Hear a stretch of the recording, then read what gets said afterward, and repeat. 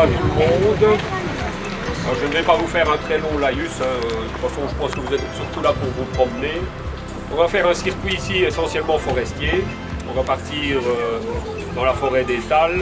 On va faire un petit tour dans le triage de mon collègue d'Étals, André Johan. Et là, l'idée est de vous montrer un peu la gestion de la forêt et surtout la régénération de la forêt. Donc la forêt, elle est là. Il ne faut pas croire qu'elle pousse toute seule. On y fait beaucoup de choses. Alors soit on a des plantations. Vous allez pouvoir voir tout le long du parcours toute une série de plantations feuillues ou résineuses de toutes les tailles. Ensuite, on traversera, on ira par la route de Saint-Léger. On ira faire un petit tour à la tranchée des Portes. Je suppose que plusieurs d'entre vous connaissent le site. Il vient encore d'être complètement nettoyé et on a même dégagé un chemin sur la tranchée elle-même et donc on fera tout un parcours sur la tranchée des Portes. C'est unique parce que le chemin a été dégagé il y a à peu près un mois. Donc on va passer ici par la sortie sur la route de Busnol. On prendra le premier chemin qui rentre à droite en forêt et à partir de ce moment-là on sera tranquille, il n'y aura plus de circulation. On va faire un circuit, vous allez voir, donc ouvrez vos yeux, regardez tous les côtés. Vous allez voir un parc, notamment un parc de mélèzes et de douglas qui vient d'être planté. Et puis on reviendra ici par la chapelle. Le circuit fait à peu près 7 km. C'est à peu près dans vos habitudes. Hein. C'était prévu 5. On nous aurait dit 5. 5,5 alors. On va être crever, on ne saura plus manger.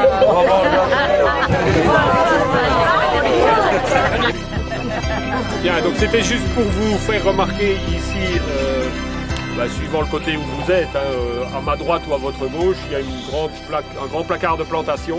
Donc quand je vous disais qu'on parlait de régénération de la forêt, soit la régénération est naturelle, donc c'est des semis naturels, c'est les graines qui viennent des grands arbres, soit on doit soi-même planter. Il y a toute une série d'arbres si on ne les plante pas. Par exemple ici on a une plantation de mélèzes avec des douglas à l'entrée de l'autre côté. Il n'existe pas à l'état naturel chez nous, le mélèze un petit peu, mais le douglas certainement pas. Et donc si on n'en plante pas, on n'en a pas. Donc pour avoir du résineux, il faut en planter. Pour avoir du chêne, il faut en planter parce qu'il se ressème très difficilement. Par contre du hêtre, on en a partout, de l'érable, on en a partout, du bouleau, on en a partout. Donc si on veut orienter la régénération, l'homme doit intervenir. Maintenant, on est ici dans une situation un peu difficile parce que le terrain est relativement pauvre. Et si vous regardez de l'autre côté, vous voyez qu'il y a un champ de fougères. C'est ce qu'on appelle la fougère aigle, qui est une très belle plante, mais qui est très envahissante, qui mesure jusqu'à plus de 2 mètres et qui étouffe tout le reste. Donc quand vous avez ça dans une forêt, il n'y a plus rien qui pousse. Donc si on veut de nouveau régénérer, en imaginant qu'on voudrait régénérer de l'autre côté, il va falloir planter et couper et dégager. Donc une plantation comme il y a ici à côté, elle est dégagée 2, 3, 4, 5 fois par an s'il faut, parce que la fougère est assez envahissante. Cette année-ci, on a eu de la chance parce qu'il a fait très sec et on a eu de la gelée très tardive, donc elle a fortement souffert, donc on a dû dégager qu'une fois. L'année dernière, on avait dégagé 5 fois, donc ça demande quand même un certain budget. On a un autre problème qui se pose en général, surtout dans les plantations, c'est la présence de gibier. Et donc on a ici essentiellement du chevreuil et du sanglier. Le sanglier, quand on vient de planter, il aime bien aller remuer parce que la terre a été remuée pour voir s'il n'y a pas quelque chose. Et le chevreuil, lui, aime bien ou brouter le bourgeon terminal ou frotter ses bois quand le brocard, fait son velours, comme on dit. Donc quand il retrouve ses nouveaux bois, il aime bien se frotter et aussi pour marquer son territoire. Ce qui provoque pas mal de dégâts. Et donc qu'est-ce qu'on fait? Soit on met une clôture comme ici, qui est une clôture électrique. Voilà, alors on va continuer le circuit en essayant de ne pas aller trop vite, mais de ne pas trop traîner derrière. On va retourner par le circuit, donc là on va traverser à un moment donné, donc quand on fera un demi-tour, quand on tournera là-bas au bout à gauche, on va traverser là une forêt où il y a de la régénération naturelle, et vous verrez essentiellement c'est une chaînée. On retombe sur la route de Busnol, là on va reprendre jusqu'au carrefour de la route Valvert-Saint-Léger, on descendra vers Saint-Léger, on ira à la tranchée des Portes.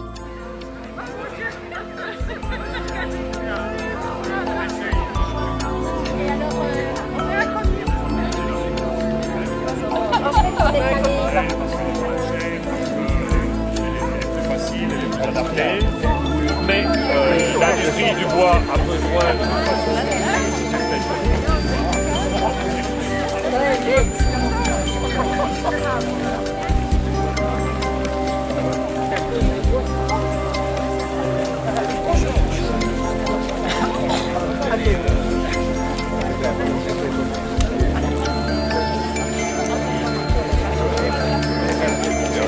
On a découpé comment les rentrer, on a découpé quand même.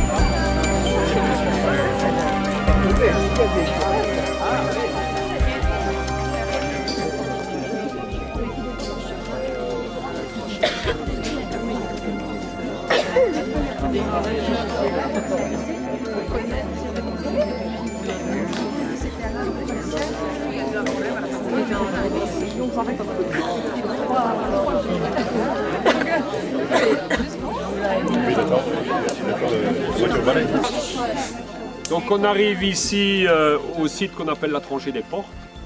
Donc il y a un premier panneau explicatif ici, il y en a un deuxième sur le site lui-même. C'est assez, je vais être très rapide dans mes explications, hein. Je revois déjà qui tire la langue pour l'apéritif, donc je vais essayer de ne pas trop traîner. Donc on se trouve nous, donc ici pour vous situer sur le plan, la tranchée des portes, donc c'est tout le massif forestier qui est ici. Ça c'est le ruisseau des Ossements, donc ça il y a la route, les routes ne sont pas représentées dessus forcément puisqu'elles n'existaient pas à l'époque. Donc la route de Saint-Léger est ici quelque part.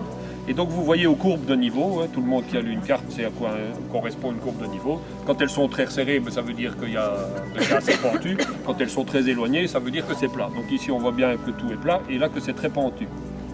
Donc à l'époque, c'est l'âge du fer. Et donc les gens à l'époque qui voulaient se protéger n'avaient pas les moyens toujours de faire des fortifications je veux dire en pierre ou en bois partout. Et donc ils choisissaient un terrain qui était protégé naturellement par les pentes. Donc on a ici l'exemple de Montauban qui est sans doute plus connu de la plupart des gens. Et quand vous voyez la taille des deux, Montauban c'est Régigny. C'est beaucoup plus connu que la tranchée des portes, mais c'est vraiment c'est un truc de gamin quoi. Enfin, je plaisante, hein, c'est quand même magnifique aussi à aller voir.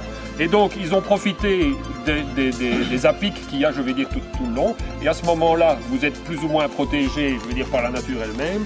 Et il vous suffit à ce moment-là de faire la fortification sur la partie plane, là où on se trouve. Quand vous prenez le chemin ici tout droit, vous allez monter un petit grippet, et là vous allez tomber sur cette fameuse tranchée des portes. Alors comment est-ce qu'on faisait? À la main, à la pelle, etc. Et donc d'un côté on creusait ici au bord, et forcément la terre, on fait un tas. Donc si vous comprenez que si on met de la terre d'un côté et qu'on creuse de l'autre, forcément la fortification se fait d'elle-même. Et on faisait, pour pouvoir quand même passer et pas devoir soi-même escalader chaque fois les fortifications, on faisait des portes, d'où le nom tranchée des portes. Donc il a expliqué qu'il y a 3 époques différentes. Donc comme toujours on commence par un petit rempart, puis on se rend compte au fil des ans que ça s'érode assez facilement, donc on le renforce pour arriver à un rempart beaucoup plus grand avec le fossé que vous voyez ici. Donc il a été dégagé des deux côtés pour qu'on voit bien. Avant il y avait pas mal de semis qui s'étaient qui recouvrait l'entièreté, on ne voyait plus très bien. Donc on a recoupé les slips pour que le public puisse bien voir l'endroit où on creusait pour remettre toujours sur le talus. Et de nouveau, pour éviter que ça ne croule à tout bout de champ avec les pluies, avec l'érosion, on y mettait des fortifications en pierre avec des piquets latéraux, horizontaux, pour essayer de tenir au maximum. Et donc, comme le rempart naturel empêchait ou était censé empêcher les envahisseurs, il suffisait d'avoir le contrôle des portes pour protéger toute la zone en question. Bon, s'il n'y avait pas de chars d'assaut, etc., hein, vous imaginez qu'à notre époque ça n'aurait plus beaucoup de sens, mais à cette époque-là, c'était apparemment assez efficace. Voilà.